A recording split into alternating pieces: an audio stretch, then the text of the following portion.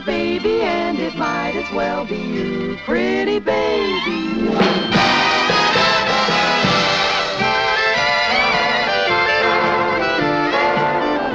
Pretty baby, pretty baby.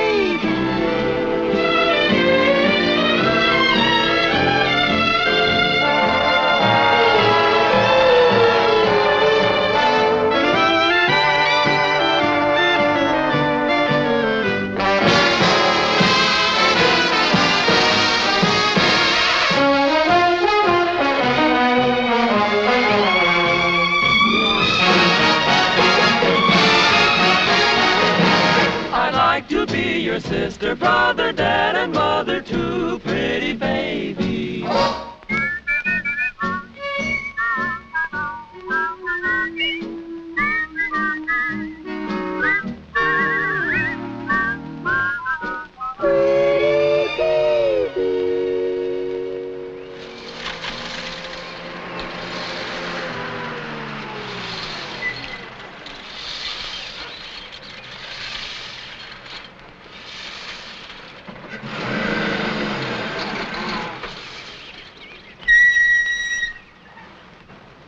Hey! Hey, you!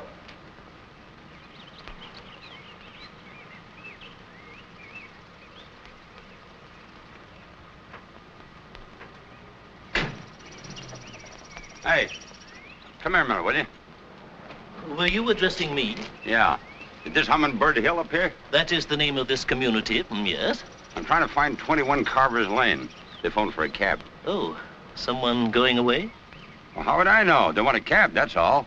You know where it is? I do. You continue on and turn left into the first street, and it is the 4th house on the right.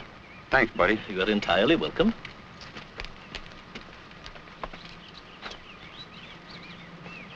Hey, you mind telling me what you're doing with that feather? I am cross-pollinating a specimen of the family Iridaceae. Come again? I am trying to develop a new strain of iris. I breed them. No kidding. You mean like some guys breed Cocker Spaniels? The principle, believe it or not, is identical.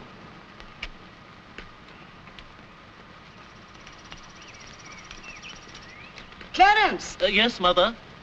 What did that taxi man want? He's looking for 21 Carver's Lane, Mother. What on earth do the Harry Kings need a cab for? I don't know, Mother. Well, why didn't you ask him? I did, but he doesn't know either, Mother. Oh, you never find out anything. Better drink it now before it gets cold. Never mind the milk. Wheel me over to that other window. Quickly. Careful now. Hurry, hurry.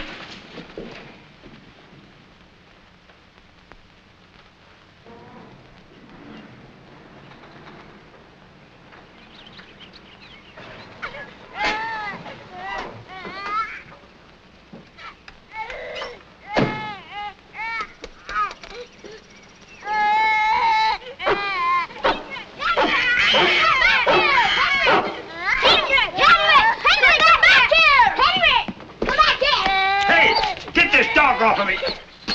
Get him off! He's a watchdog. He's supposed to bite strangers.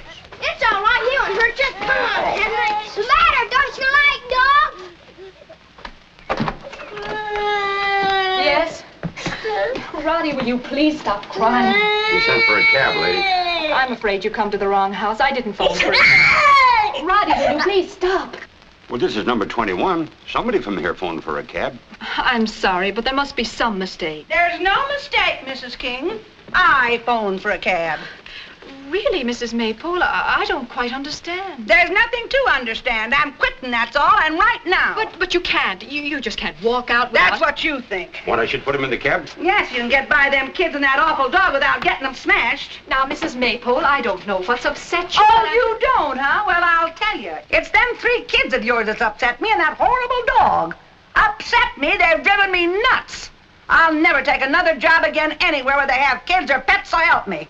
We had 3 children and a dog, Mrs. Maypole, when you came. We didn't spring them on you unexpectedly. I know. I should have my head examined. Good day, Mrs. King. You can mail me them 2 days I got coming.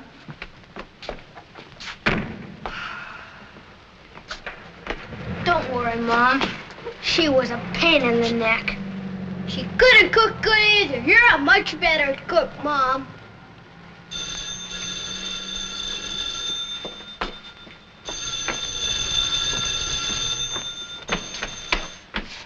Hello. Oh, good morning, Mrs. King. Just a moment, please. Yeah? Your wife, Mr. King, on 2. What? Oh. Hello, honey. Say, Mr. Hammond wants us to... What? She didn't. Why, the old bag. The maid quit. It's just Bill. It's all right. You can talk. What? I said in a way I'm glad to get rid of her. All she did was guzzle beer all day. What? Tonight? But how can we? Who'll stay with the children? Well, you'll just have to get a babysitter. I've told you, Mr. Hammond wants you and me and Bill and Edna to come for dinner tonight. I don't know. Yes. Tell her Edna raise a steak, too. But she's going to find a sitter or else... But honey, I can't argue with you. Now I'm due in court. I'll see you later. And start phoning sitters. Well, okay, I'll try. Bye.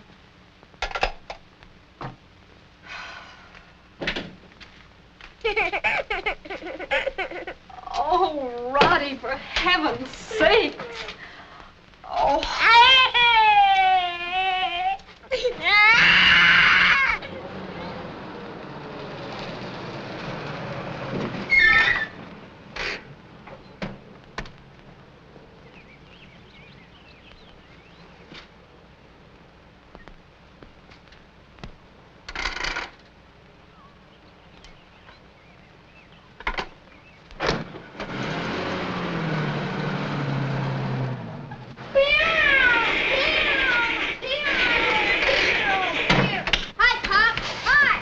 Hiya, fellas.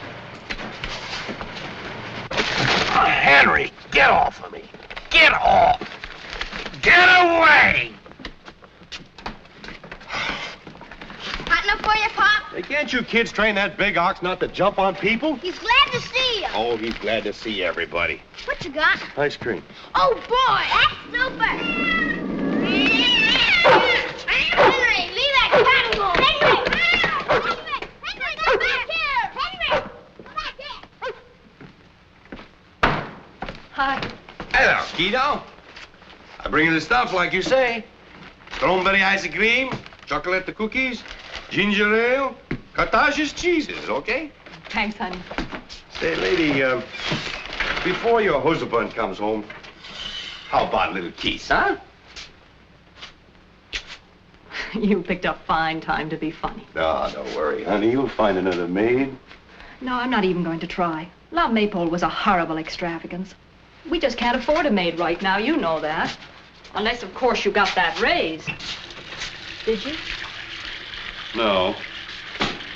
But being invited to the boss's house for dinner is a hopeful sign. What'd you get for a sitter? I didn't. And I phoned at least 15 of the little darlings. Oh, well, we've still got time. I'll get busy on it while you feed the kids. Hope you have better luck than I did. Hello? May I speak with Dorothy, please? Oh, I see. Thank you.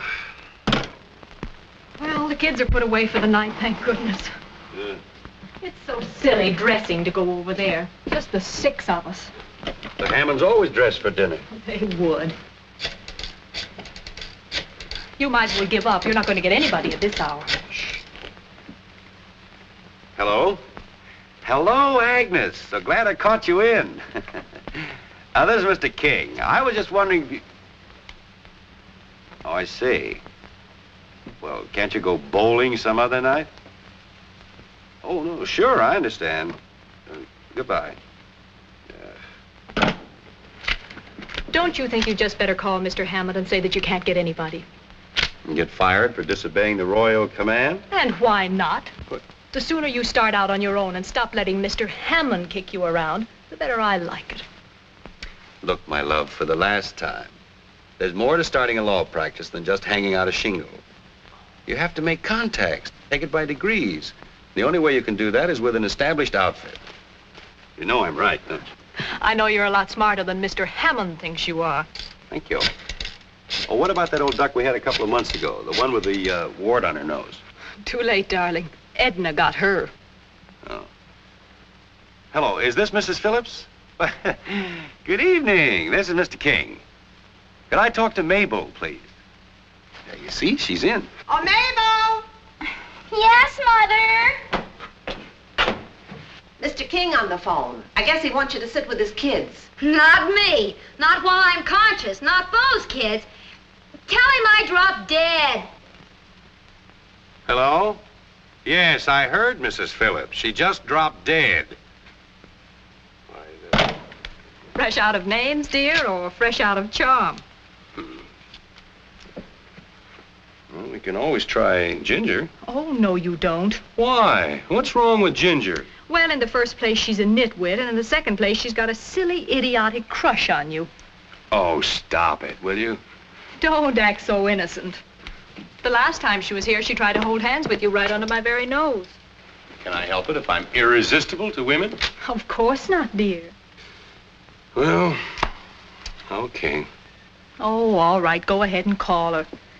Personally, I think you've got a crush on her. A child of 16?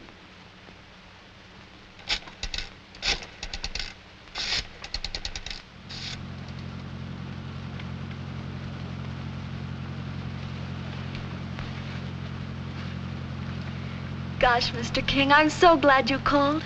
I just adore sitting with those darling children. Good. That's a break for us. You know, I had several other calls tonight to sit, but I turned them all down because I just hoped and prayed that you'd call. Gosh, you look so sharp in your tux. Gosh. I just did a new paint job on my nails. Like them, Mr. King? Yes, fine. I'm using a new perfume, too. It's called Nuit d'Amour. That's French. Oh. Means night of love. Like it? Yes, keen. Well, good night, Ginger. The children are all sound asleep. But if you should need me, I left the Hammonds' phone number there on the desk. Oh, yes. Here it is, Ginger. Oh, thank you, Mr. King. Have a nice time. Yes, Ginger. We will. Well, you don't mind if I make a few phone calls, do you? A person gets so bored just sitting. All right, Ginger. But please don't stay on the phone all the time. And remember that the children are asleep. I will. Good night, Ginger. Good night. She's so cute. Are you quite sure you wouldn't like to stay home and sit with her, dear?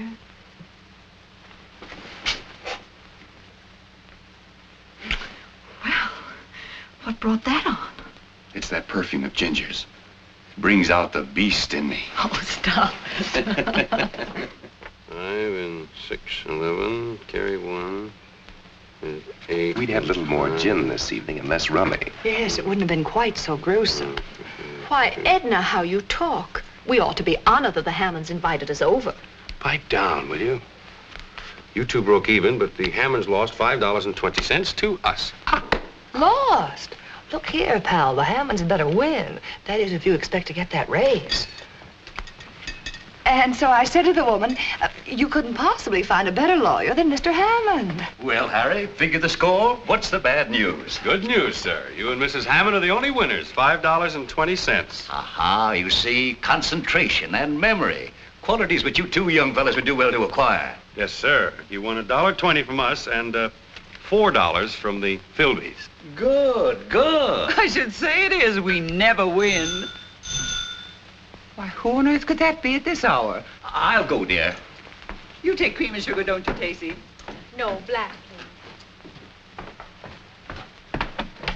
How do you do, Horatio? Why, hello, Clarence. Come in, come in. I'm afraid this is rather late for a social call, but I found a letter in my mailbox intended for you, Horatio. And as I happened to be passing, I thought, good evening, Martha. Hello, Clarence. How do you do? Good evening.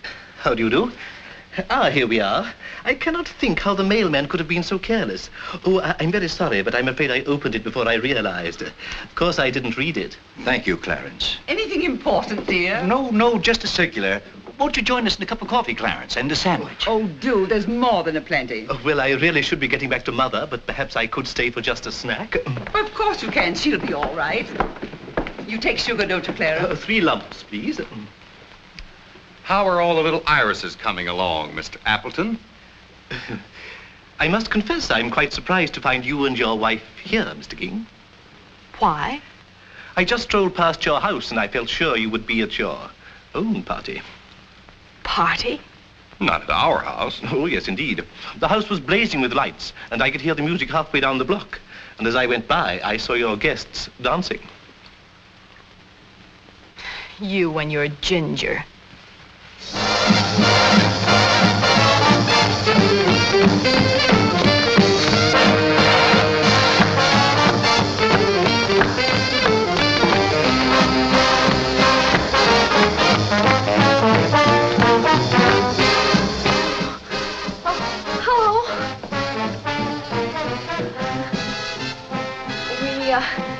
We didn't think you'd be back so soon. So it appears. Hi, Pop.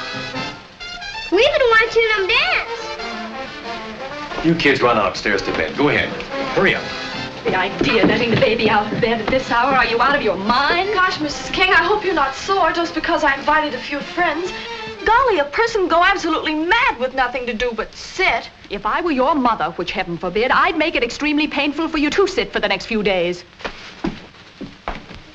Look, Ginger, I think you'd better have your friends. Gosh, Mr. King, I feel so sorry for you. She has a terrible disposition, hasn't she?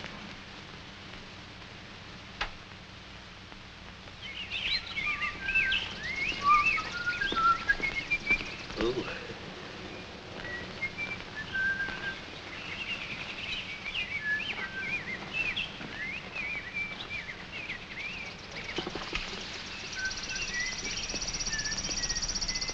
Well? Oh, what do you want? Good morning, Mr. Taylor. I was just admiring your bed of black iris. You keep away from my iris. I haven't forgotten yet what you said about me and that girl from the florist shop. I merely said... Just merely keep your mouth shut. Well...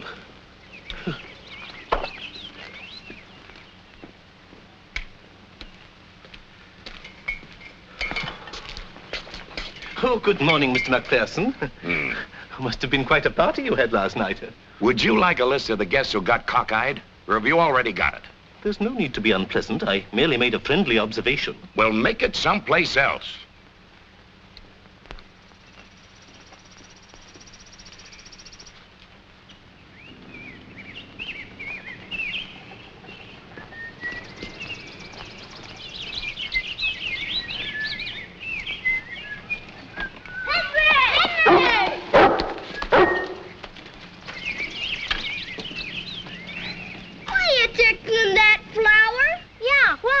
I am not tickling it, little boy. I am gathering...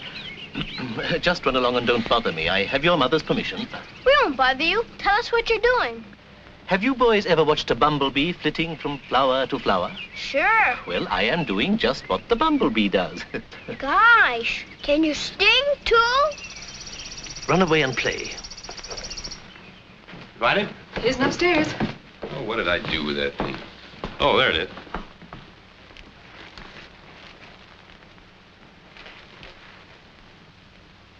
What the devil is he doing? Seems we have a very healthy male iris, and he asked if he could have some pollen so he could breed it to one of his. Well, I charge him a stud fee. Goodbye, honey. Oh, good morning, John. Good morning. I'm going in. I'll save you a trip. Oh, okay. Anything interesting, Mr. Appleton? Good morning, Mr. and Mrs. King. The mailman asked me to hand these to you. Thank you. Did you get all the pollen you needed? Why, yes, I believe it may produce a fascinating hybrid. Glad to hear it. Well, goodbye, Mr. King. Don't forget, we're entitled to the pick of the litter. Harry, come here quick. I've got an answer. Answer to what? My ad. Huh? Darling, I didn't want to tell you, but after that Ginger episode, I put an ad in the Saturday Review, and I've got a wonderful answer. Ad for what? A babysitter, darling, a resident babysitter. Oh, you're crazy. I knew you'd say that. That's why I didn't tell you. Listen to what I put in. Somewhere there must be a struggling young person who would welcome a delightful room, private bath, full board, in exchange for sitting with 3 adorable children evenings and some light housework. Congenial, cultured atmosphere. Write fully, Box 2301. Aren't you stretching things a bit, calling our 3 adorable? Well, anyway, it seems to have snared her. This is her answer. Dear sir or madam, if not too late, I wish to apply for the position you advertised. I am engaged in a form of work which makes me indifferent to my surroundings, providing I have a place in which I can find solitude. I have studied psychology and am perfectly competent to handle children of all ages with efficiency and dispatch. Yours sincerely, Lynn Belvedere. Don't you think she sounds marvelous? Well, she writes a short, businesslike letter, yes, but what do we know about her? Well, anyway, I'm going to follow this up. Okay, go ahead. What can you lose? See you tonight. Bye, honey.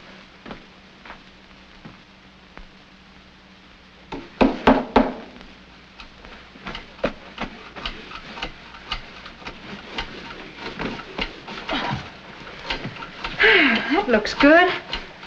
Quit that. Did you get it out? Sure, it hardly shows now. If you kids let that dog in this house again, I'll wallop both of you. Okay. Stacy?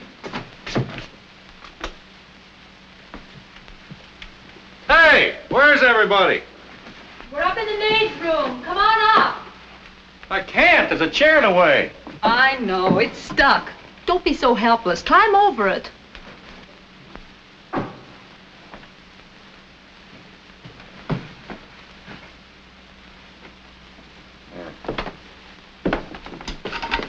Tony, will you leave that alone? Look, boys, will you go downstairs and bring me up that thing I told you? Okay. Hi. Hello. Hi, Pop. Hello. Hello, darling. Hi. You have a nice earthquake? Oh, we've been as busy as little beavers. Hmm? Isn't it wonderful? She's coming. Who? Miss Belvedere. Huh? The babysitter who wrote this morning. I decided not to waste another moment, so I sent her a long, straight wire giving her all the dope, and she wired back, and I wired again, and this is what I got. Conditions acceptable, arriving 9:35 tonight, Union Depot, Lynn Belvedere. Hey, Mom! Pop! Give us a hand! Come on, make yourself useful. Hurry up! This thing's heavy! Mine, too! All right, boys, put them down until Daddy moves the chair. You mind telling Daddy where his favorite chair's going? Well, darling, she does have to have something comfortable to sit on. And you're taking Nero up so she'll have an intellectual to talk to. Right. In my ad, I said that ours was a cultured, educated background. It won't do the girl any harm to find out that at least I used to be a sculptor. Yes, dear. Besides, that'll take the curse off my being a low, uncouth, struggling attorney. Mm-hmm. But you aren't struggling very intelligently right now. It won't work, darling. I tried it for hours. Stop giving orders and push. I'll get this thing out of here. You kids get back out of the way. Go on. Now, one great big push. Hey! Do something, will you? I can't imagine what's keeping them. Well, maybe the train was late. They usually are. Edna, would you pick those cushions up for me? I told those kids to stay out of there. Hello? Oh, Bill, it's you. Yes, she's here. Edna, it's Bill. Oh? Hello, sweetie. No sign of them yet. We're beginning to suspect that Harry took her to a cocktail bar to get her plastered first. Well, don't stay over there too late. I have to get an early start in the morning. Yes, I'll be home the minute she arrives with a blow-by-blow description. Goodbye. Oh, maybe that's them. But it can't be. Harry's got his key. Yes? Miss King, Mrs. Harry King. Yes. Good evening. I am Lynn Belvedere. You're who? Lynn Belvedere. But you can't be. Why not? Have you ever seen me before? No. No, of course I haven't. Very well, then. How do you do? Edna, this man claims that he's Lynn Belvedere. No. Edna, please.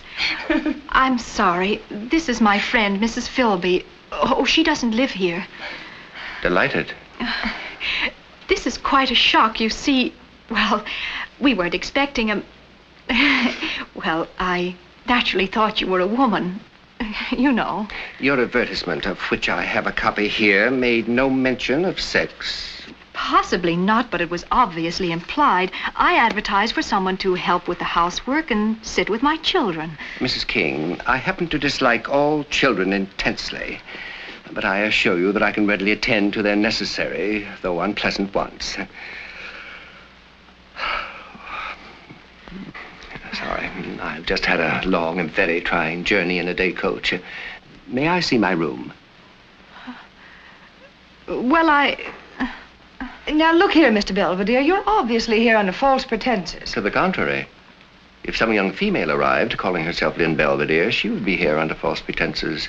May I please see my room? But my husband isn't home yet, That, and I don't if I quite... may say so, is a matter of complete indifference to me. I take it that you are not retaining my services to sit with him. Now, may I see my room? Why, well, I guess so. Oh, it's upstairs. Good evening.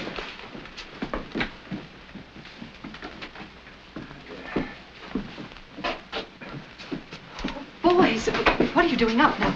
Now go back to sleep. Is he a babysitter? Gee whiz. Never mind now. Go to bed. Oh, these are my sons, Larry and Tony, and the baby's asleep. Mom, why is it a man? You see, Mr. Belvedere, they also thought that you were going to be, well, anyway, they seem to be quite fascinated by you. The fascination, I assure you, is not mutual. Which way, please? Go to bed.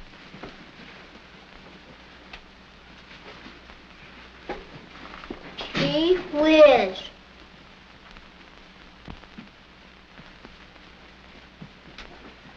We, tried to fix it up as nicely as we could. I hope you like it. After the obvious eliminations have been made, I believe it will be entirely satisfactory.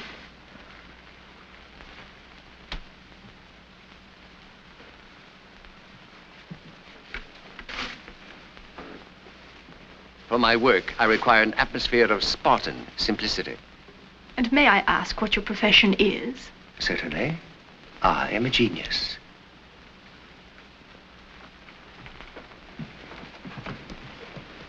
Satisfactory? Eminently, as far as I can judge. At the moment. With this exception.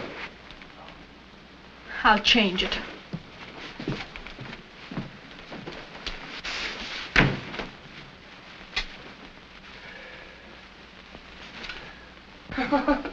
Oh, brother. What am I going to do? Oh, it's Harry. Oh, hello, dear. You back? Back? You and your cockeyed classified ad. She never even showed up. I hung around the station till the porter practically threw me out. Darling, I've got something to tell you. While you were gone... What's so funny? Go on, tell them. Tell them. What? I'm afraid to. He'll kill me. Oh, shut up. Mrs. King, before I retire for the night, may I inquire what time you serve breakfast? About 7:30, usually. Thank you. Perhaps I should tell you I'm a vegetarian. I like fruit juice, coffee, and thinly sliced gluten bread, toasted. I'll try to remember. Thank you. Good night. Who in the heck was that? That, darling, is Lynn Belvedere. Huh?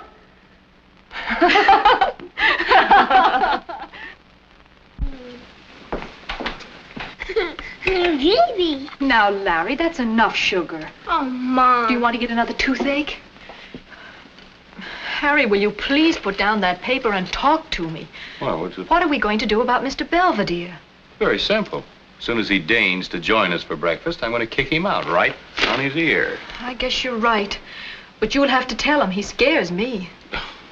I think he's kind of cute. Me too. Well, I don't. And genius or no genius, I'm going up and tell him to get down here to breakfast. I'll go with you. Now, you boys sit down and finish your breakfast.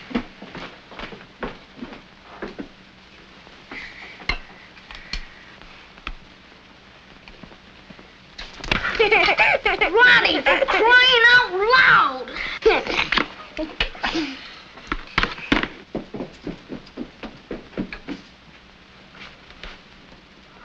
Well, he's got a nerve. Well, what's the difference? He's going anyway.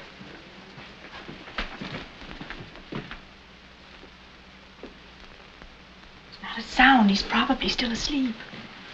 Mr. Belvedere. Maybe he's gone. I hope so.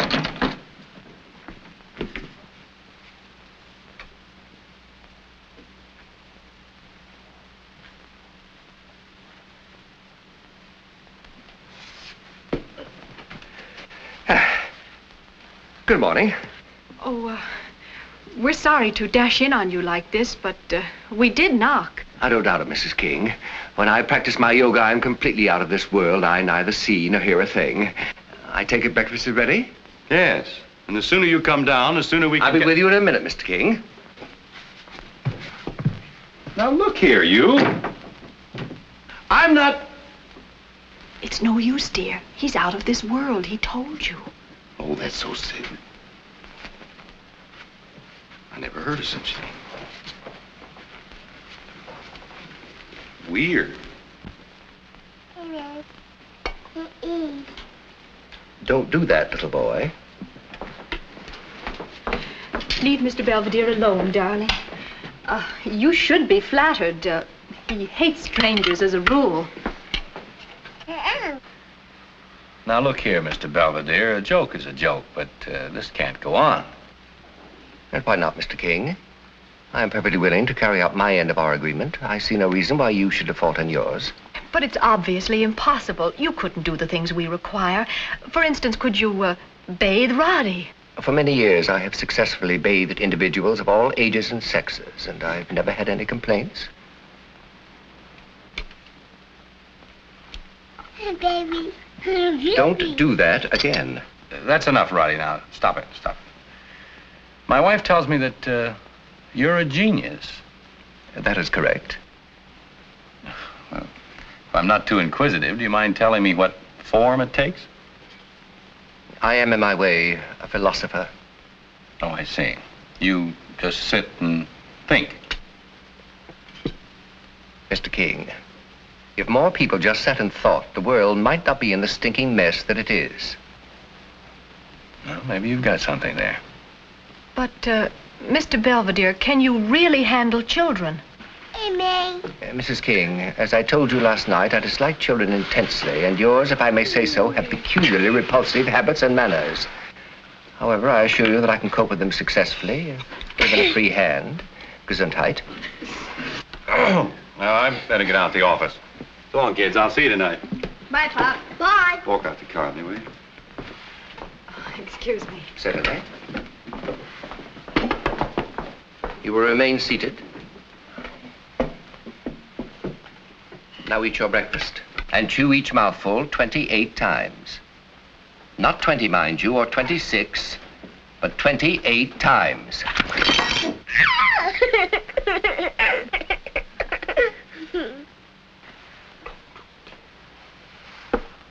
Well, I don't know. What do you think? Should we give the guy a whirl for a day or two?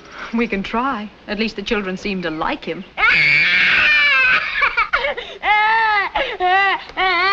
What's the matter? What happened? Why, Roddy! Mrs. King, throughout this grisly meal, your son has been pelting me with cereal. I have taught him an object lesson, and as you will observe, he doesn't like it. I'll guarantee that he will never throw cereal at me or anyone else again, ever. Mr. Belvedere, consider yourself hired. He's done that to me, too. You've got something. I couldn't agree with you more, Mr. King. You might even say I have everything.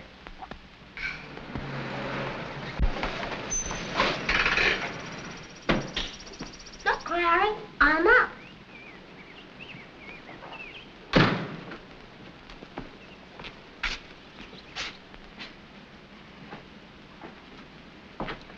Hi. What goes with you two? Mr. Belvedere taught us. It's yogi. Bill Brown. He said it relaxes you. Well, just be careful you don't relax so much you break your necks. We won't.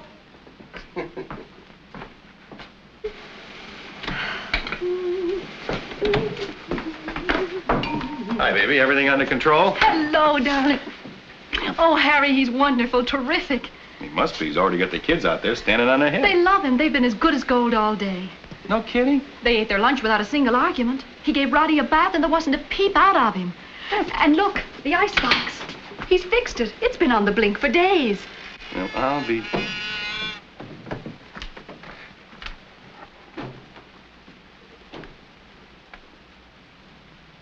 What's the matter with Henry? Is he sick? No, darling. It seems that Mr. Belvedere used to be a dog trainer or something, and he had a long talk with Henry this morning, and ever since, Henry has been quiet as a mouse. Isn't it wonderful? Sounds like a treasure. Oh, he is. And in addition to everything else, he makes the most divine combination salad you ever tasted. Looks delicious. There's just one thing. He's sort of mysterious. How do you mean? Well, 3 times today when he finished his chores, he went upstairs and locked himself in his room. I heard the lock click. I went up and listened, but I couldn't hear a sound. What do you suppose he does up there? Maybe he stands on his head. That doesn't make much noise. Oh. Is he up there now? No, he's out taking his constitutional. Then why are we whispering? Oh, I forgot. He says he goes out for a constitutional every night before dinner. I gave him a key to his room, of course, but he doesn't know that I've got an extra one. Would it be very unethical if... It most certainly would. Let's go.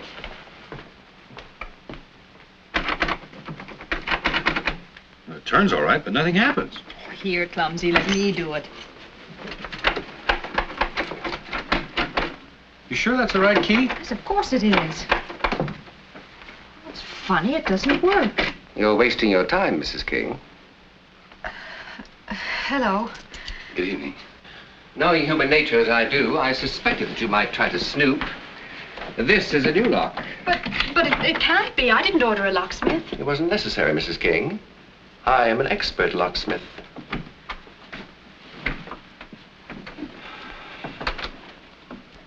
I don't know, darling. He may be all right, but let's face it, he is a screwball. Harry, how can you say that? He may be a little eccentric, Excuse but... me, Father. It's time to wash your face and hands for dinner. Mr. Belvedere says cleanliness is next to godliness. We won't be long. Need I say more? Nope, I'm sold. I'll say goodnight to Roddy. You know, Mrs. King, it's really all your fault. If you weren't so darn pretty, we wouldn't have so many kids for people to sit with. Oh.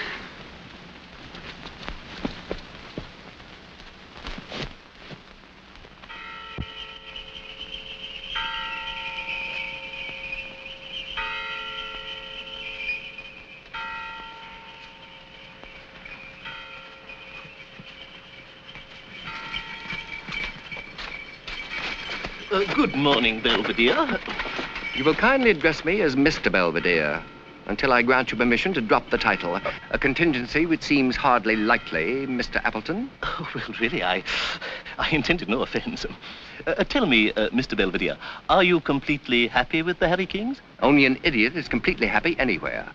I understand those dear little boys are devoted to you, and that Mrs. King considers you quite a treasure. Indeed. Yes, indeed, and she should. As my mother is always saying, good servants are worth their weight in gold. The next time your parent makes that original observation, tell her it's one of the older cliches. Yes, I will. Incidentally, my mother is very anxious to make your acquaintance properly. Perhaps you could drop in for a visit on your next afternoon off. I am not a servant, Mr. Appleton. My afternoons are always my own. Well, in that case, drop in any time for a glass of sherry. I dislike sherry as much as I deplore the habit of dropping in on people uninvited.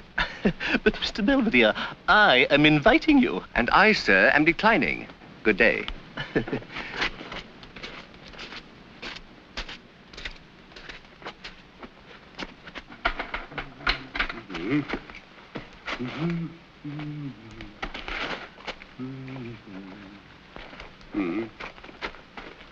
Oh, here, let me do the mouth. That's awful. Okay, Mommy, we all know you're a sculptress. But hurry up, will you? I want to get this finished before the kids get home. Oh, relax. They won't be home for hours. Why? Edna's taking them to her house after Sunday school. They're going to have lunch with Susan and little Bill.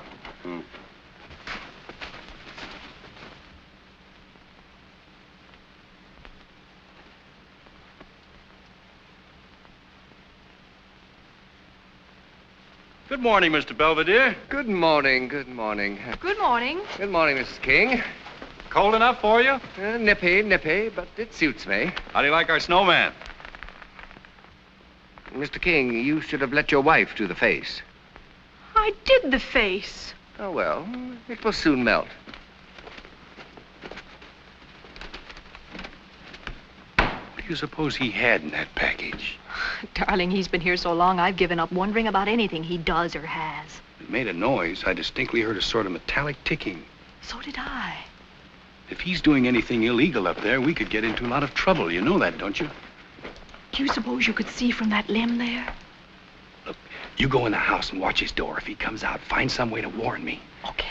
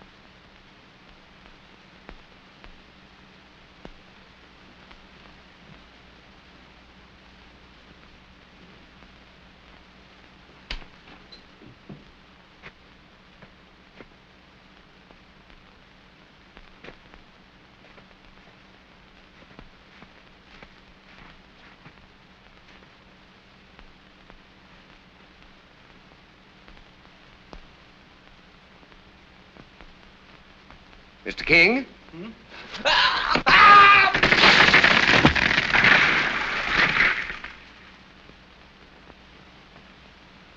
Ow! Take it easy, will you? Kind of keep still. You're lucky that no bones are broken.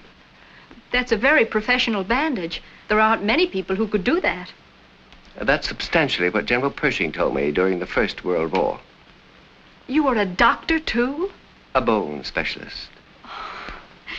Mr. Belvedere, is there anything you haven't been? Yes, Mrs. King. I've never been an idler nor a parasite. Where on earth did that? That, Mrs. King, was the package which you and Mr. King stared at so pointedly. I'm opposed to the practice of exchanging gifts at any time, but since you were gracious enough to give me 3 pairs of excellent woolen socks on the occasion of my birthday, I tried to get something for your anniversary that would give pleasure to your entire family. How very kind of you. Thank you, Mr. Belvedere. Oh, he's beautiful. Does he sing? Not yet, but I shall teach him.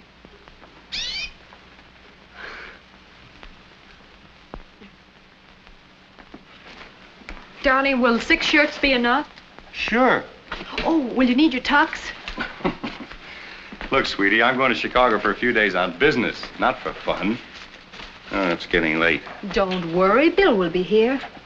Edna said he has a business date downtown, and he'll drop you off at the station on the way. Mm-hmm. Let me see now. Socks, ties. Oh, my shaving things. I forgot. Hi, funny face. How's the bath coming? Hi. You gonna miss me when I'm gone? Hmm? What? Oh, baby, now I'm going. Oh, don't look at me like that and laugh. Are you having fun, huh?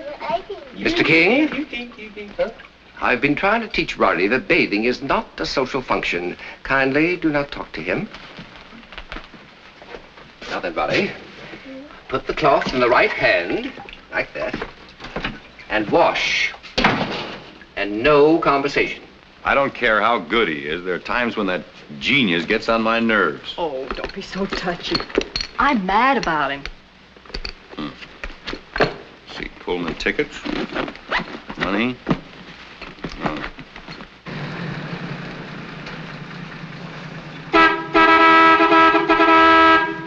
He'll be right down. He's saying goodbye to the kids. Okay.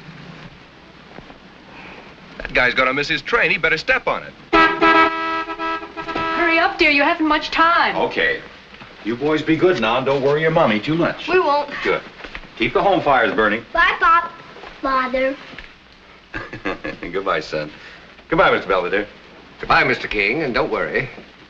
During your absence, I shall endeavor to pinch hit for you at every opportunity. Thanks, Mr. Belvedere. Yes, darling, I know we'll get along fine. Oh, come on, they're getting impatient. Now, call me if you have time. Oh, yes, while you're in Chicago, will you go by Marshall Fields and see if they have Larry's size in those real heavy... What's the matter? Forget something? I can't go. Why? Well, I can't leave you here alone with Belvedere. Why not? Bel, are you out of your mind? You seem to find him very attractive. I find the Grand Canyon attractive, but that doesn't mean I'm in love with it. You just got through saying you're mad about him. I am. I'm insane with passion. Hey, do you realize what time it is? I'm not going. Not going? Oh, why not? This pillar of virtue has suddenly decided that it wouldn't be safe to leave me alone in the house with Mr. Belvedere.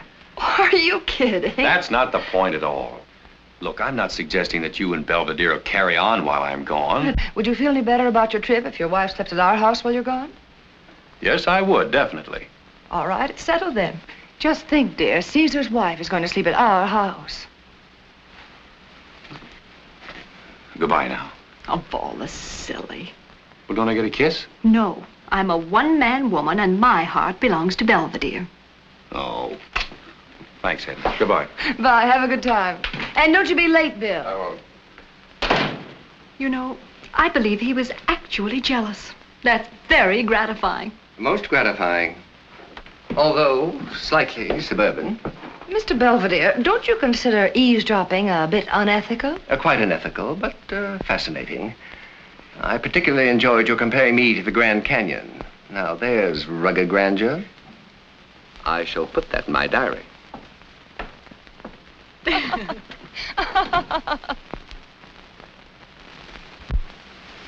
Oh. Oh.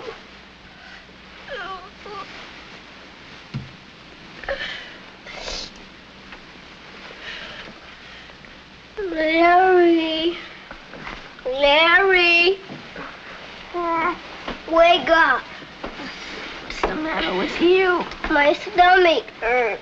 Bad? Yeah, awful. You must have ate too much for supper.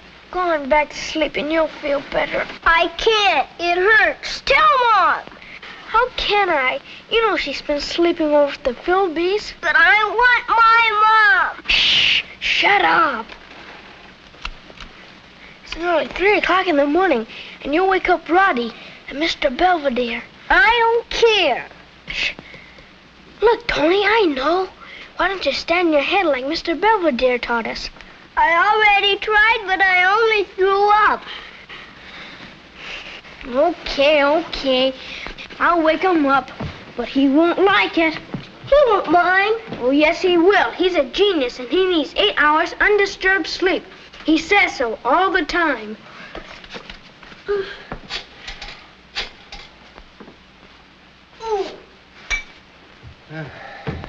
Here, Tony, drink this.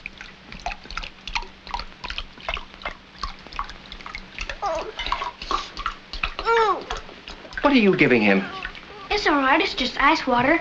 The water bottle got smashed. Put it down. Why? A drink of water might be good for him. But when your mother gets here, she can drown him in ice water as far as I'm concerned. Until then, leave him alone and put it down.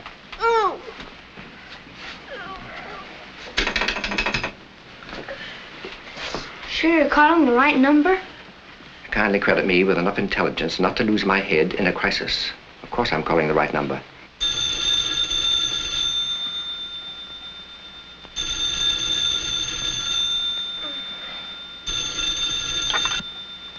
Hello? Yes? What? Oh, I'll call her right away. What's the matter? What's wrong? It's Tony. He's sick. Tacy! Tacy! Hi, Mom. How is he, dear? Is he any better? I think so, a little better. Tony, baby, did you take his temperature? No, I'm satisfied that he simply has a bellyache. No more, no less. Oh. Is the pain very bad, dear? Show me where it hurts. Here. Of course, I could have handled this crisis perfectly well myself, only the child expressed a maudlin desire for his mother. Come on, dear. I'll take you upstairs to bed. There now. You all right? Uh-huh. Mom, you going to sleep here now? No, I'm going back to Mrs. Philby's. Why? Because... Oh, well, never mind. It's a long story. Now, you boys sleep late in the morning. I'll be here to get your breakfast. And don't wake Mr. Belvedere. We won't. And as for you, Dopey, the next time you find a package of chewing gum, be sure it is chewing gum.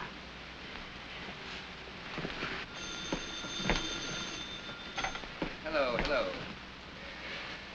Mrs. Philby, I have now informed you on 3 separate occasions that nature has resolved Tony's gastric disorder. Mrs. King will return in a few minutes. No further bulletins will be issued. Good night. Silly woman.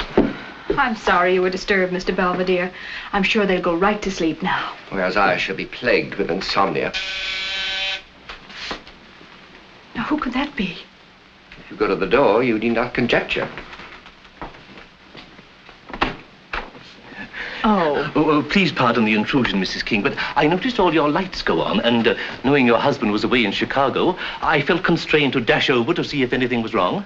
No, thank you. Everything is fine. Oh, just a neighborly call, you might say, to offer my services if needed.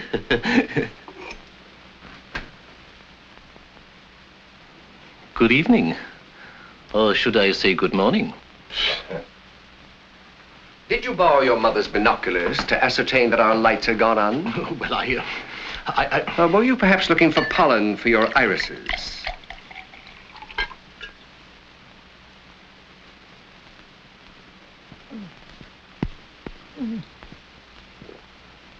Well? I see that I am not needed. Your vision is remarkably accurate.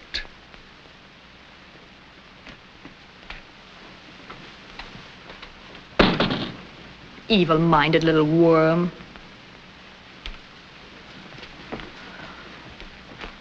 Do you know anyone who has a beehive? What? A good swarm of bees could ruin his sheltered irises. I know.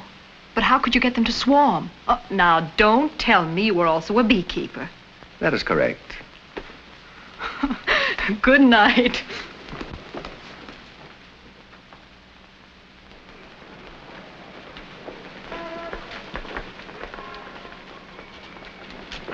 Here you are, Mrs. Gibbs. I know you'll enjoy it. Thank you, Della. I certainly liked the last one you recommended. Good. Do come in again. Oh, I will. Goodbye. Goodbye, Mr. Appleton. Oh, Mrs. Gibbs. So, what happened? Well, as I was saying, last night, or rather early this morning, I went over to the Harry King's on an errand of mercy. And bear in mind, Mr. King has only been gone 3 days. And there was Mr. Belvedere in his pajamas, and Tasty King in a flimsy negligee, and both of them cavorting about in the most shameless way, drinking gin. Why, I think it's the most... What? Oh, you're quite right, my dear. It's my duty to tell Horatio. Yes, of course. He demands respectability above all things. Mr. Hammond's office? Oh, yes, Mrs. Hammond. One moment, please. Yes? Mrs. Hammond on the phone. Oh, all right. Yes, Martha, what is it? No. Why, that's outrageous. And both of them drunk? Well, go on. What else did she say that Clarence told her to tell you to tell me? Uh-huh. Hello, girls. Hello, Mr. King. How are you, Peggy? Everything under control? Oh, yes, Mr. King, and we got your wire. Mr. Hammond was very pleased that the matter was settled. Swell. Get my house for me, will you? I haven't been home yet. But, Mr. King, Mr. Hammond wanted to see you the moment you came in. Oh, okay. I'll call the house later. And that's where I nailed him. He didn't have a comeback. So he talked it over with his clients, and they signed on the dotted line. Very good, Harry. Now, Mr. Hammond, how about that raise? Before we discuss that, Harry, there is something of a personal nature of a very distressing nature, which I feel it my duty to take up with you. I don't know what you're driving at. I'm driving at this Belvedere person. Belvedere? Well, what's Belvedere got to do with it? Information has reached me, Harry, to the effect that during your absence, your wife and this Belvedere have been having quite a time for themselves. Gee, Daisy, I think it's swell. But do you think you've really done justice to his nose? Edna, will you wait till it's finished? I think it's darling of you, Mr. Belvedere, to give Tacy a chance to practice like this. My motives, Mrs. Philby, are not entirely unselfish. Someday they will need a bust of me in the Hall of Fame. The only virtue you lack, Mr. Belvedere, is modesty. I do not consider that a virtue. Oh, I do. That's what I like about Harry. He's so modest. Your husband has a great deal to be modest about. You know, it amazes me how anybody can take a lot of wet mud and mash it around and make it look like Ladies, somebody. please, may I suggest less conversation and more sculpture? Oh, all right, all right. This is very wearing. I'm sorry, it's my fault. I just meant to stop in for a moment. I'll scram. Goodbye, Mr. Belvedere. So long, sweetie. Bye. Your jaw isn't right. My jaw is perfect. Your reproduction is at fault. You obviously have never studied anatomy. Have you? I have dissected many a cadaver. Come here. Now, if you place your fingertips at the base of my jaw, so, you can feel where the orbicularis oris operates. And now then, the jawbone.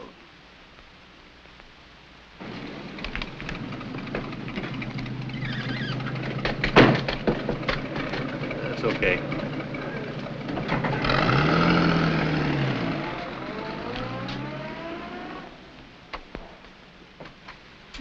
Do it some more.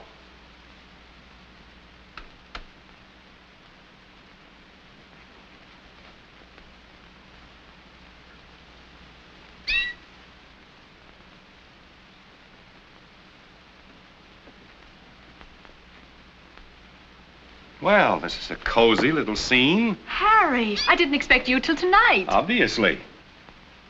Would you mind telling me just what you were doing? I was permitting your wife to massage my larynx. And I might add, Mr. King, that your greeting to your wife is scarcely cordial, to say the least. You keep out of this. I'll greet my wife any way I like. Harry, what's the matter with you? Oh, it's a fine thing. I'm not back 10 minutes before Hammond reads me the riot act about all this gossip. Gossip? What gossip? What are you talking about? Gossip about you and Belvedere. That's what I'm talking about. And I don't mind telling you it's jeopardizing my position. Oh, stop ranting. You're not in court. Now, look here, Tacy. And stop raising your voice. I'll raise the roof if I want to. Very well. Oh, Tacy, I'm willing to believe that all these rumors about a drunken orgy in your night clothes with Belvedere are somewhat garbled, but... So that's it. Mr. Appleton's fine hand. But my gosh, when I came in the house just now, you were practically holding him in your arms. For heaven's sake, you saw what I was doing. She was merely feeling my bone structure. You shut up and listen. I've been listening. All I can hear is a typical suburban husband reacting in a typically stupid and stuffy manner to a typical tempest in a teapot. He's right. And as for that drunken orgy you were talking about, Tony got us all up in the middle of the night with a stomachache. I dashed over from Edna's and I wasn't in the house a half an hour when that horrible little Mr. Appleton came snooping around. Oh. Well, I imagine it was something like that. Look, I'll admit it is all pretty silly. Very silly. But... Go on. Well, I was just thinking that perhaps it might be simpler for everybody all around if Mr. Belvedere sought employment elsewhere. In other words, to satisfy malicious gossips like Mr. Hammond, Mr. Appleton, and his awful mother, you want to kick Mr. Belvedere out. In a word, yes. That is your final decision, Mr. King? Yes. I'm sorry, but that's final. No, Daddy, no! Please let him stay. Please, Daddy. Don't go, Mr. Belvedere, please. Quiet, quiet. Your father's not the type to be swayed by sentimental pleading. Don't let him go, Daddy, please. We love Mr. Belvedere. Don't go, Uncle Lynn. Don't ever again, as long as you live, dare to call me uncle. By no stretch of the imagination could I possibly be a relative of yours. My name is Mr. Belvedere. Is that clear? Yes. Yes, sir. Yes, sir. That's better.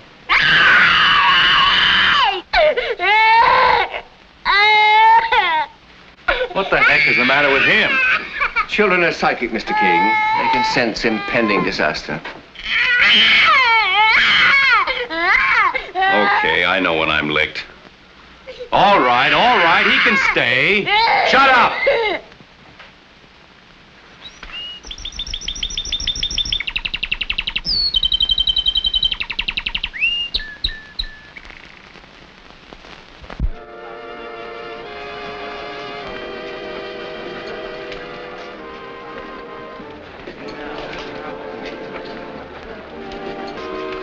Harry wasn't so dumb to stay home. I could scalp him for talking me into coming to this thing. What that lecturer knows about child psychology could be engraved on a peanut. Talking about peanuts, you hungry? Yes, and thirsty too. Well, what about going in here for a snack? A little bit expensive, isn't it? Yes, but the music's worth it. Come on, let's splurge.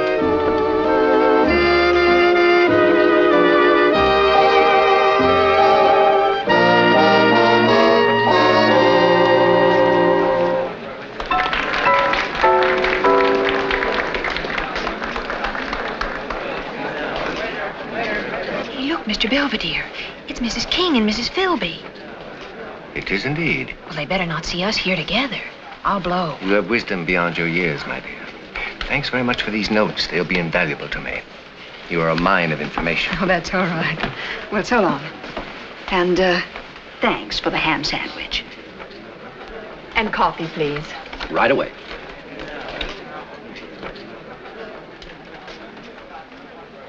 Look.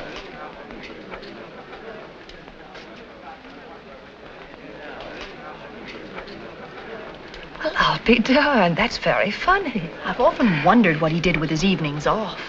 Oh, he's coming over. You better get rid of him. You don't want to start those tongues wagging again. On the contrary, I'd like to give them something to wag about. Good evening. Hello, Mr. Belvedere. Miss Philby, may I join you? Of course. Yes, please do. Thank you. I suppose I should make it clear that I'm very sorry that I have neither the means nor the presumption to pay for your refreshments. Oh, that's perfectly all right. Edna and I always go Dutch, too. Oh, I just love this number. I adore dancing, but Bill simply loathes it. So does Harry. Do you dance, too, Mr. Belvedere? I dance extremely well. I suppose you learned from Arthur Murray? No, I taught Arthur Murray. Would you care to dance, Mrs. King? Oh, I'd love to. Excuse us.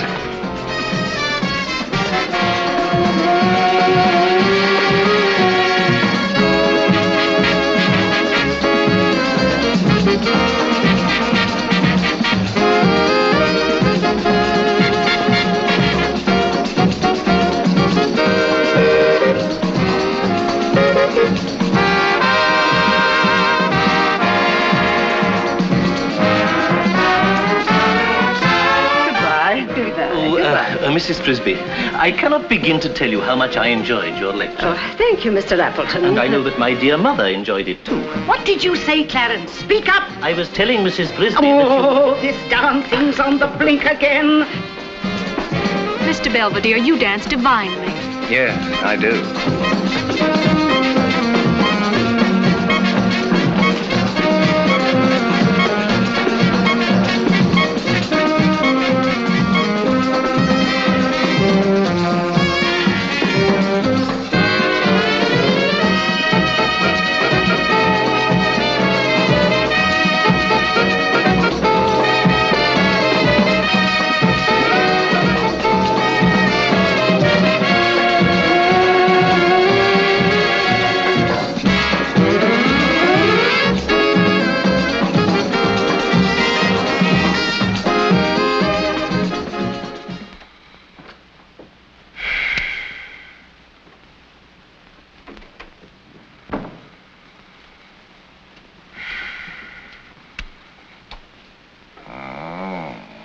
Hello, darling. Kind of late, aren't you? We were hungry. We stopped and had a bite to eat. And you know what? Good lecture. Horrible. Oh, and what did you stay so long for? Well, darling, if you'll turn around and listen to me, I'll tell you why. No, I'm sleepy. But, darling, I want to tell you what happened. Yeah, well, tell me in the morning. Okay. Happy dreams.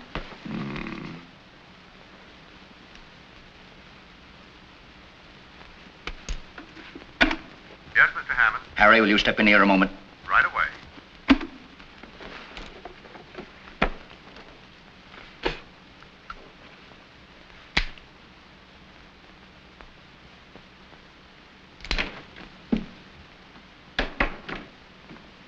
Yes? Sit down, Harry.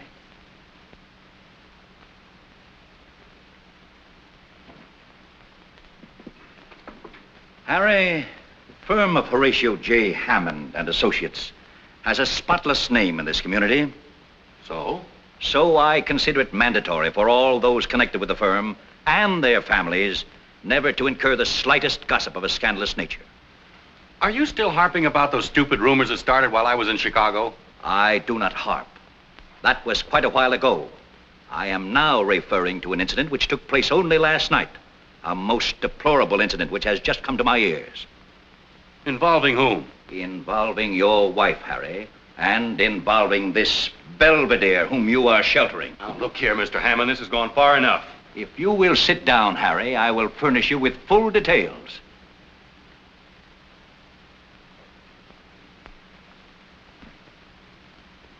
Harry, it hurts me deeply to tell you this, but...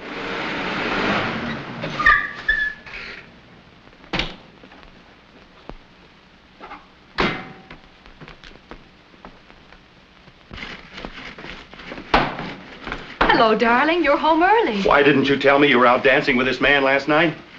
Now what have you heard? Answer my question. Why didn't you tell me? Because you were sleepy and disagreeable when I got home and wouldn't listen. I tried to tell you. Then why didn't you tell me this morning at breakfast? I can be sleepy and disagreeable, too. Our meeting is purely coincidental, Mr. King, but most enjoyable. Then you admit it. Certainly. Moreover, he dances like a saint. I don't care if he dances like St. Midas himself. What about me? You dance very badly, dear. Now, look, Tacey, your conduct is making me the laughingstock of Hummingbird Hill. Why, Mr. Hammond practically gave me an ultimatum that if I didn't... Stop shredding that lettuce! Life must go on, Mr. King. Well, it's not going on with you in the house. Harry, I think you'd better pull yourself together and apologize to both of us for this ridiculous scene. Apologize? I should apologize because of your indiscretions? Very well. Until you come to your senses and stop letting Mr. Hammond run our lives, I'm going to take Roddy and go home to Mother. Go right ahead. It's perfectly all right with me.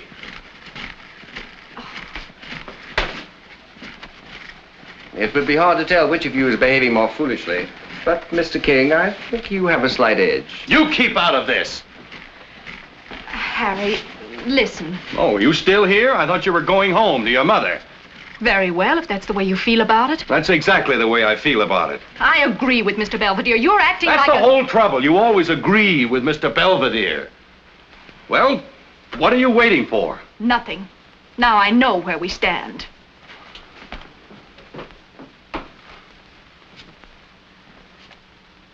Well, you've smashed up my home. I hope you're satisfied. Stupidity never gives me satisfaction, Mr. King. Your wife is right. You owe her an abject apology. If she thinks I'm going to come crawling on my knees to ask forgiveness, she's got another thing coming. I'm going out and get good and drunk. Intoxication is a form of escape often sought by the mentally immature. Oh.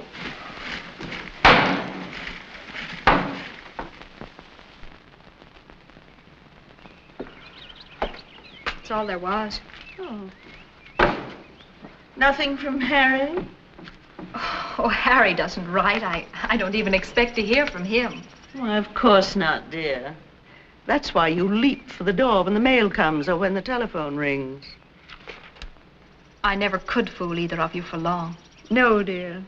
Sometimes you were able to pull the wool over your father's eyes, but never over mine. Okay, then. We had a fight. About this Mr. Belvedere? Yes. Oh, Oh, Harry's such a fool. He was seething with ridiculous suspicion and jealousy. I could have wrung his neck. When a woman wants to wring her husband's neck, she's usually in the wrong. Well, anyway, he could have phoned or sent a postcard or something after 3 days. You're the one who walked out. Have you phoned or sent a postcard? After what he said to me? Oh, go ahead. Call him up. I will not. Why, he practically accused me of... Okay. So he flew off the handle. Harry was always that way, dear. Full of ginger. Ginger. Yes. Look, Dad, you and Mother can go on your fishing trip. Don't bother about me. I'll stay here with Roddy. We'll be all right.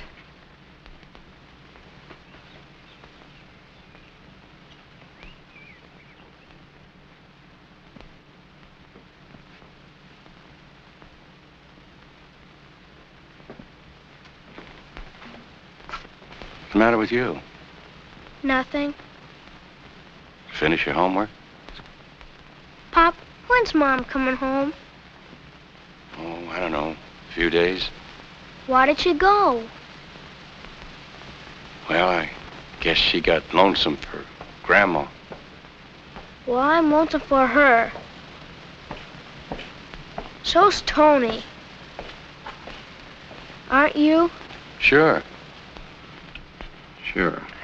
Why don't you call her up? She's been gone a whole week. Go on, Pop. Call her.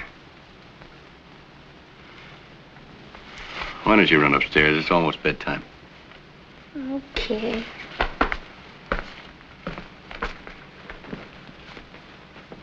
Pop, what's a moron? Oh, someone who isn't very bright. You know, a dope. Oh, Why do you ask? because that's what somebody said you were. Who said that? Well,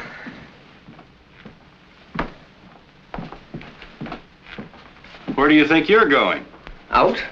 It's Thursday, my evening off. Remember? Did you tell my kids I was a moron? I most assuredly did not.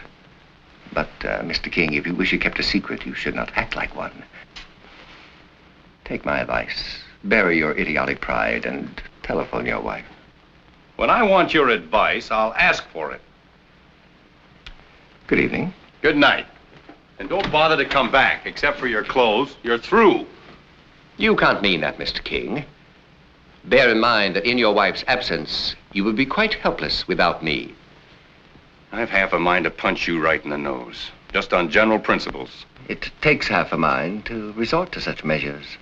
Why, you... Oh!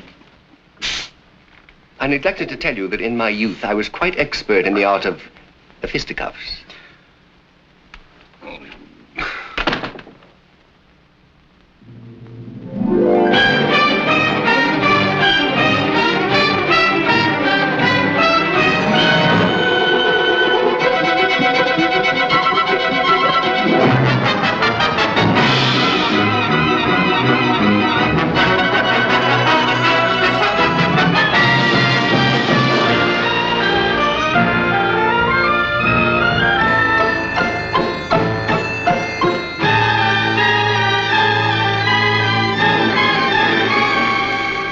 Have you read chapter?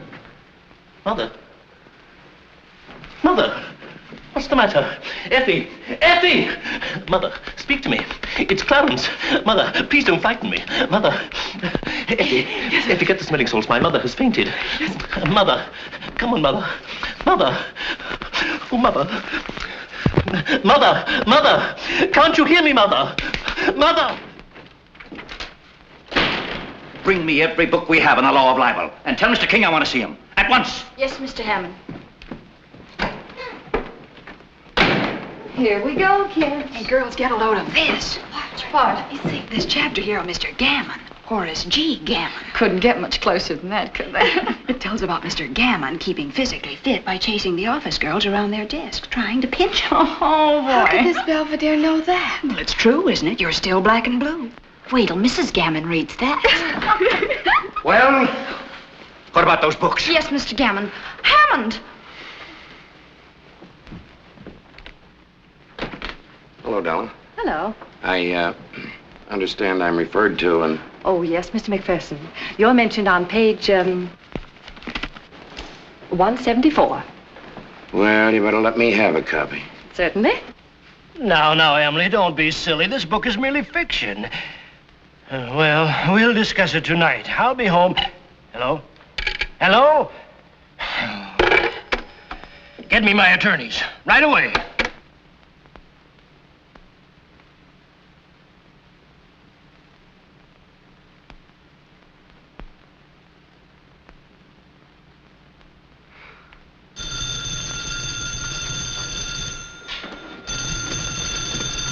Hello? Yes. Yes, this is Mrs. Harry King. Oh, all right. Hello? They're putting her on. Hello? Oh, hello, Tacy. Oh, it's you, Edna. I thought it was... Is anything wrong? Anything? Oh, sweetie, everything's wrong. Now, don't get panicky. Nobody's sick or anything. It's your precious Mr. Belvedere. He's got this whole town in an uproar. He's written a book. Yes, I know. I just this moment saw the advertisement. Well, go on. Tell me. What's happened? Well, in the first place, Harry's been fired. Why? For harboring Belvedere, of course. Tell her about me. Oh, yes. And when Bill tried to stand up for Harry, he got fired, too. Oh, my gosh. Well, let me speak to Harry. Put him on. What? Well, where is he? We don't know. He's not at home. He's probably out somewhere looking for a nice soft shoulder to cry on. Bill says it... Hello? Well, it worked. She just said goodbye and hung up.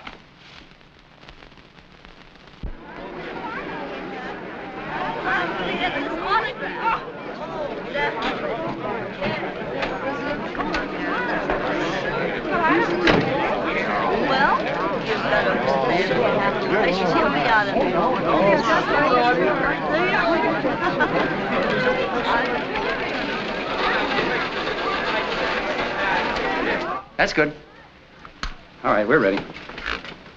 Now, Mr. Belvedere, I'll be behind the camera, and I'm going to ask you a few questions, so just be perfectly relaxed. Young man, I need no instructions.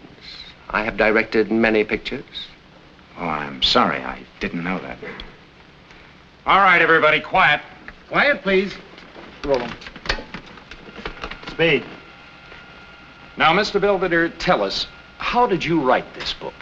I wrote it with a quill. Oh, that's very interesting. So that's why we could never hear anything. Look, it's Mom! Mom! Hi, Mom! Hello, darling. Oh, Tony, baby. Oh, I missed you so much. Oh, we've missed you, too. Hi. And where's your daddy? He's inside. Come on, quick. Mr. Belvedere, critics throughout the country have unanimously hailed your novel as a masterpiece of sheer genius. That is correct. And how do you feel about it? I feel they were quite conservative. Hump! Look! It's Mom! Quiet in there! Oh, darling. Quiet! We're shooting in here. Cut. Darling, I had to come back the minute I knew you were in trouble. Don't worry, it'll work out all right. Gosh, honey, I've been such a dope. You have indeed. No need to be emotional, Mrs. King. He will not starve. Mr. Belvedere, I don't quite know whether to congratulate you or to... Or to spit in my eye. Well, yes. It's a moot point. Mr. Belvedere, please, we haven't finished. You are mistaken, young man. We have. I've posed quite long enough. Oh, Edna. Hello. Bill, I haven't had a chance to say hello to you. Hello, Daisy. I know, sweetie. Come on, let's get out of this shambles. I want to talk to you. Go ahead, dear. I'll be right up just as soon as I get rid of this gang. There you are, my good man. Look, fellas, enough is enough. Get all of these people and this stuff out of here, will you? Okay, boys, wrap it up. Just one of the penalties of fame, Mr. King. Well, I'm not famous. You will be. My book has made you immortal. You can't go in there. I'll go anywhere I please. Where is this Belvedere person? Where is he? Oh, there you are. Don't you take your hat off when you crash somebody's house? Don't you talk to me like that. I'll talk to you any way I like. You fired me, remember? Yes, I fired you. You heard him. Oh. It gives me the greatest possible pleasure to serve you personally with this summons. A summons?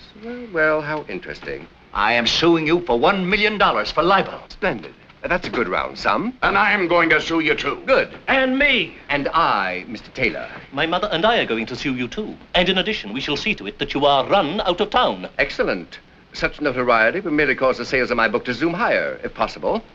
Would you two young men be interested in acting as my attorneys in these threatened suits? Are you serious? Mr. King, I never jest about $1 million. Money is the root of all evil, and I have the greatest possible respect for it. Okay, Mr. Belvedere, we'll be very happy to defend you. Good. How about it, Bill? It's a deal. The offices of King and Philby will open tomorrow morning. And they'll have their work cut out for them. Because we intend to sue not only you, but everybody who supplied you with this libelous information. Good idea. You should always go to the source. I intend to. Has it occurred to any of you gentlemen who that source might be? Who is the person who knows all about everyone on Hummingbird Hill? Who is the one that for years has made a repulsive habit of snooping and gossiping about his neighbors?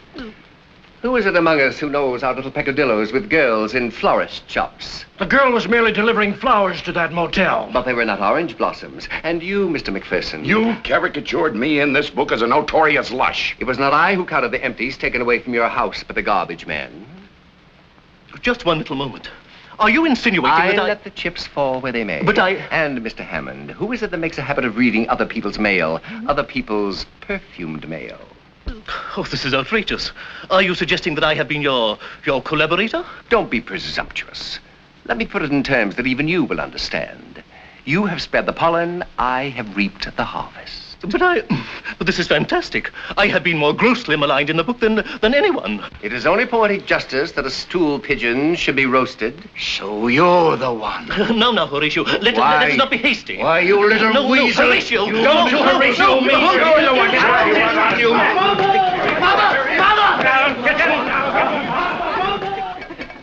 I'd give my right arm to get a look at Appleton with that black eye.